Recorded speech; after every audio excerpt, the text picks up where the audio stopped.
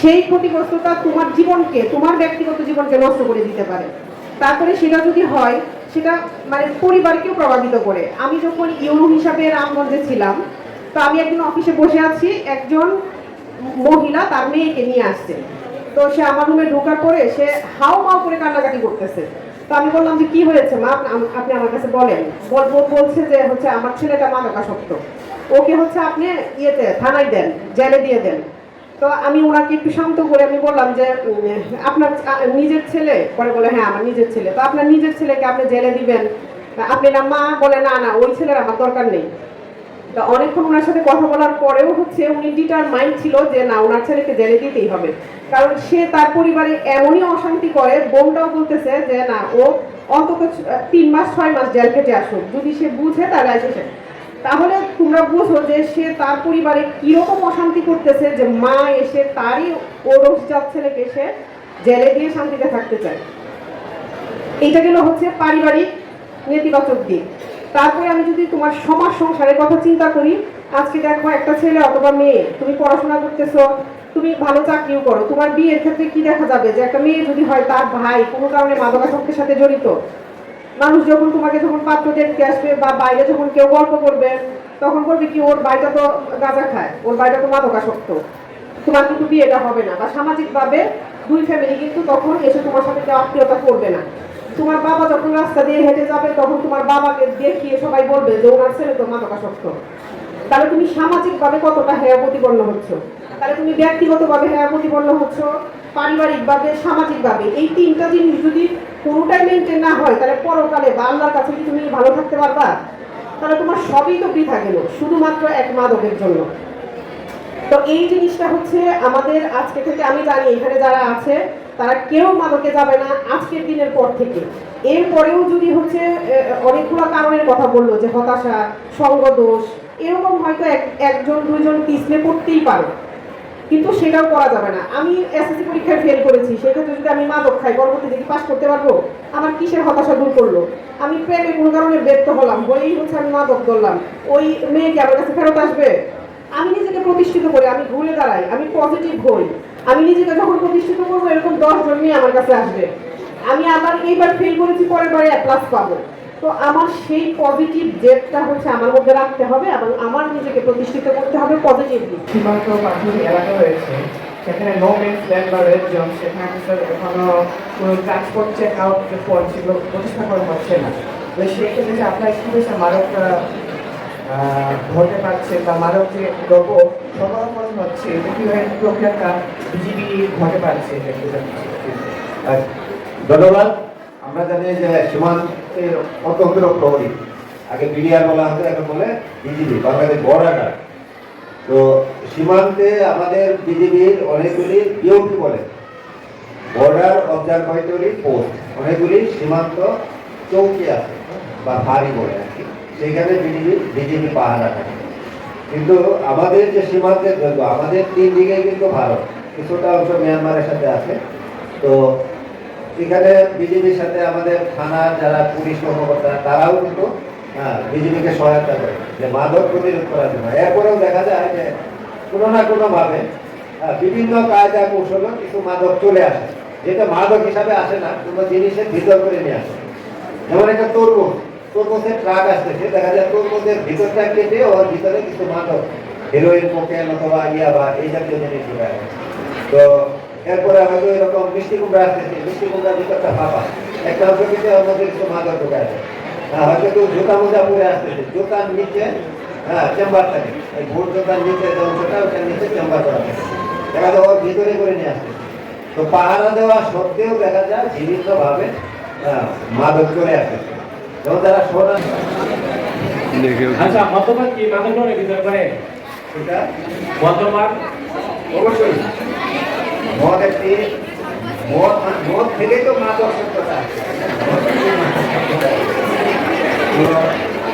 মাদকের আসলে প্রকার ভেদ আছে। একটা হলো তরল, এই তরল মাদক হলো মদ, তাই না? আর কিছু আছে বায়োগীয়, গ্যাসিয়াস, তাই না? তামাক, গাঁজা, তারপরে আর কি আছে হাশিশ, এই জাতীয় কিছু নাম আছে। ওরা কি মাদক? ধূমপান কি মাদক? মাদকে পড়ে? ওই যে সবাই বলতেছে ধূমপান মাদক, তার মানে কি এটা নেশা হয়? হ্যাঁ বলো।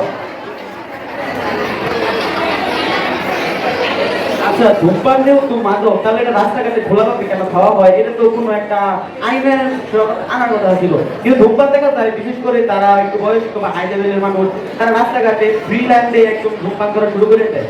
এইটার জন্য যদি আপনি কিছু বলতেন, ধূমপান তো একটা নেশা জাতীয় যেহেতু, তো এটা রাস্তাঘাটে কেন খোলাভাবে খাওয়া হয়? রাইট। তো এই 1 মিনিট একটা কথা বলবো। ও একটা প্রশ্ন করছে যে ধূমপান যদি মাদক হয় তাহলে এটা প্রকাশ্যে খাওয়া হচ্ছে কেন? তো ধূমপান, যিনি ধূমপান করেন উনি তো ক্ষতিগ্রস্ত হন, প্লাস ধূমপায়ী যে ধোঁয়া একজন গ্রহণ করে, এটাকে বলা হয় প্যাসিভ স্মোকিং। ওই ধোঁয়া যার ভিতরে যাবে সেও ক্ষতিগ্রস্ত হয়। ঘরে যদি একজন ধূমপান করে, ওই ঘরের যারা আছে ওই ধোঁয়া তাদের শরীরে গেলে তারাও কিন্তু ক্ষতিগ্রস্ত হয়। তো আমাদের দেশে আইন আছে, আইন আছে, এবং সেই আইন কিন্তু মাঝে মধ্যে এগুলার বাবা মা দিচ্ছে না, তখন সে কি করে, মানে ঘরে কিছু সাবান স্টক রাখতো। তো দেখা যায় যে এই সাবানগুলি সে বিক্রি করে দিত। ঘরে হয়তো 1 কেজি ডাল কেনা আছে, ওই ডালটা নিয়ে এসে বিক্রি করে দিত। এইভাবে সে মাদকের পয়সা জোগাড় করতো। এরপরে ঘরের যে বাল্ব আছে, বাল্ব, ভালো বাল্বটা দোকানে বিক্রি করে একটা ফিউজ বাল্ব লাগায় দিত। ফিউজ বাল্ব লাগিয়ে এরপর আমাকে বলতো আমার ঘরের তো লাইট ফিউজ হয়ে গেছে, একটা বাল্ব কিনতে হতো। তখন টাকা নিয়ে সে আবার বিরাস। যদি কেউ মাদকাসক্ত হয়ে যায় তাহলে কি করতে হবে? তাকে কি আমরা সমাজ থেকে বের করে দিতে পারি? হ্যাঁ, তাকে কি সমাজ থেকে বের করে আমরা সমাজ কল্পনা করতে পারবো? সে তো ভুল করে ফেলছে, আক্রান্ত হয়ে গেছে, এখন কি করতে হবে? তাকে পুনর্বাসনের ব্যবস্থা করতে হবে, তাই না? তো সেজন্য বাংলাদেশের 384টা মাদকাসক্তি নিরাময় কেন্দ্র রয়েছে, ঠিক আছে, যার মধ্যে ময়মনসিংহে আছে 19টা। হ্যাঁ, এই নিরাময় কেন্দ্রগুলোর মাধ্যমে কি করা হয়? চিকিৎসার ব্যবস্থা করা হয়, যাতে সে পুনরায় সমাজে পুনর্বাসিত হতে পারে, স্বাভাবিক জীবনযাপন করতে পারে। তবে একটা অপ্রিয় সত্য কথা বলে রাখি, আসলে তো নিরাময় কেন্দ্র আছে নিরাময়ের জন্য, একটা অপ্রিয় সত্য কথা বলে রাখি, সব মাদক সেবন কিন্তু একদম নিরাময়যোগ্য নয়। কিছু কিছু মাদক জীবনটাকে এমন ধ্বংস করে ফেলে, হয়তো সে মাদকের নেশা থেকে মুক্তি হবে কিন্তু সে স্বাভাবিক জীবনযাপন করতে পারবে না। এটা আমি কিন্তু বলে রাখলাম। এই যে আমরা বলতেছি যে নিরাময়যোগ্য, নিরাময় কেন্দ্র চিকিৎসা নেওয়া যায়, সেই এগুলো বলছি, এটা আংশিক সত্য। একটা অংশ আছে যে একেবারে টোটাল স্বাভাবিক জীবনে কিন্তু আসা সম্ভব নয়। যেমন আমি একটা উদাহরণ দিই, ইয়াবাটা জীবনকে এমনভাবে আস্তে আস্তে ধ্বংস করে ফেলে যে তখন তার যে নার্ভের যে কার্যক্রম, হ্যাঁ, এই নিউরনের যে কার্যক্রম, এই কার্যক্রমটাই ধ্বংস হয়ে যাবে। তখন সে সমাজে বেঁচে থাকবে একটা জড় পদার্থের মতো, তার কোনো বোধ শক্তি থাকবে না, ভালো মন্দ কিছু বুঝবে না, সে ফেলফেল করে তাকায় থাকবে, খেতে দিলে খাবে, কিছু করতে পারবে না, হাঁটতে পারবে না ঠিক মতো, মানে মানে কি জীবন মৃত বলে না, বেঁচে আছে কিন্তু আসলে সে মৃত, ঠিক আছে। হ্যাঁ, এইরকম মাদক সম্পর্কে যে মেয়েটা বললো, মাদকের বেশ কয়েকটা নাম, আমরা একটু পরিচিতিটা দেখাই জাস্ট এটা সচেতন হওয়ার জন্য, ঠিক আছে, সচেতন হওয়ার জন্য জাস্ট। সেটা হলো যে তোমাদের সামনে যদি কখনো এই জাতীয় দ্রব্য চলে আসে, সেটা বন্ধুর পাল্লায় হোক, আত্মীয় স্বজনের পাল্লায় হোক, যে কারো পাল্লায় হোক, যদি চলে আসে তুমি জানি আইডেন্টিফাই করতে পারো।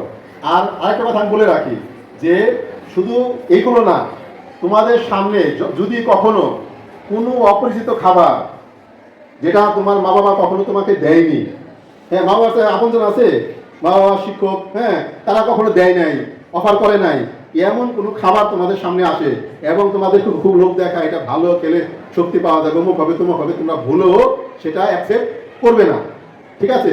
এখন কিছু তোমরা নোংরা চিনে যাও যে এগুলোকে মাদক বলে, কিন্তু এছাড়াও যদি কোনো অপরিচিত খাবার কেউ কখনো অফার করে, তোমরা ভুলেও গ্রহণ করবে না, কারণ ওটার মধ্যে থাকতে পারে কি মাদকের বিষ, ঠিক আছে। আসুন মাদককে না বলি, মাদক মুক্ত সুস্থ এবং সুন্দর জীবন গড়ি। ধন্যবাদ সকলকে।